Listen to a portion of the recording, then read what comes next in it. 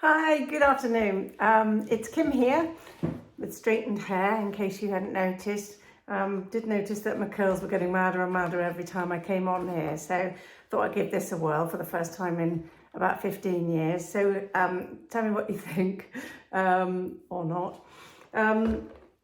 So this week, what we're going to do is talk about what you could be doing in each decade of your life. So if you're in your 20s, we're going to be talking about what you should be doing for your skincare, what sort of clinic treatments you should be looking to have if you want to have the very best skin that you can have by the time you get to my age and beyond.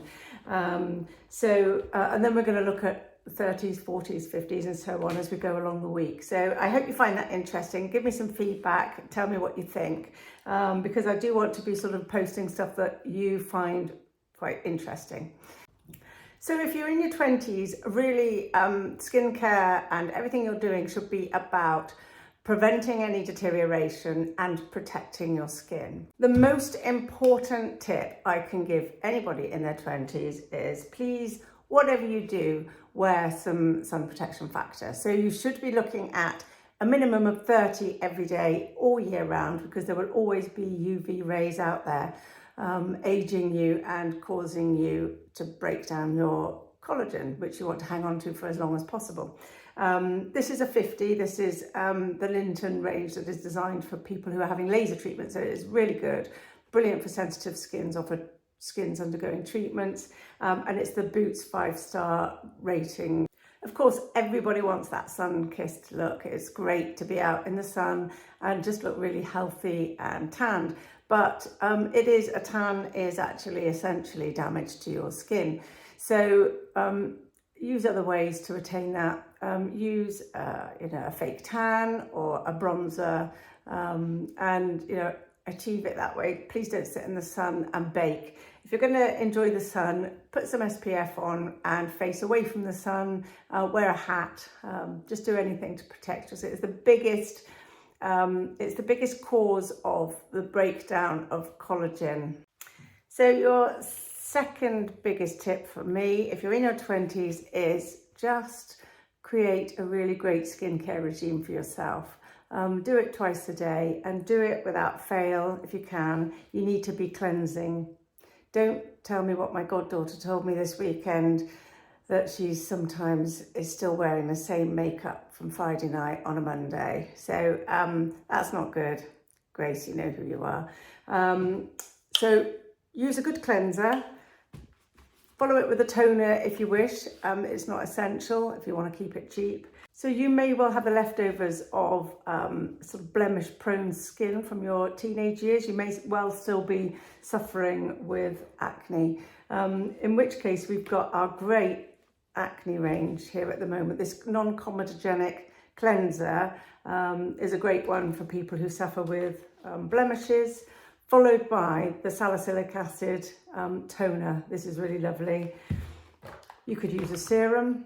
These contain all sorts of properties for blemish-prone skin. So again, the salicylic acid or the willow bark extract, as it can be known as.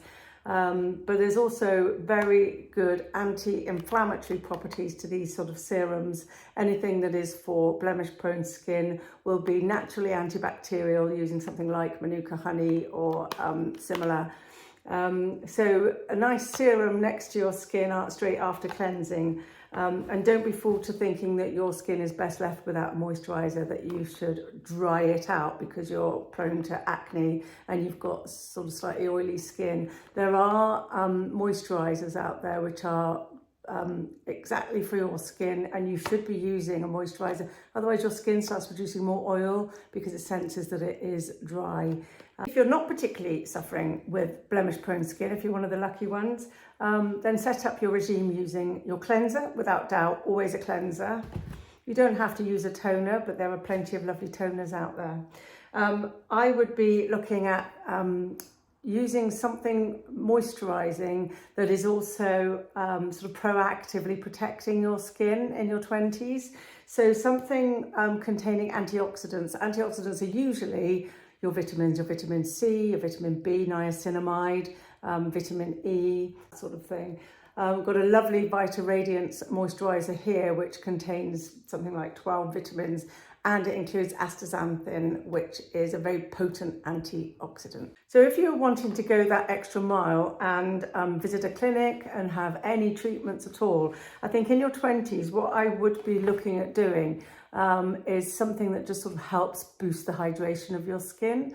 So a microneedling, a very shallow microneedling treatment is really lovely for somebody who's got a very young skin. You're not looking to boost your collagen renewal and repair at this stage, although it's no bad thing in your late 20s to start doing that. But certainly a shallow microneedling will give you a lovely glow and plump up your dermis and help to hydrate and introduce some really good peptides, etc., into your skin. The other thing that you might like to consider is something like a glycolic peel, and this is really good if you do have blemish-prone skin.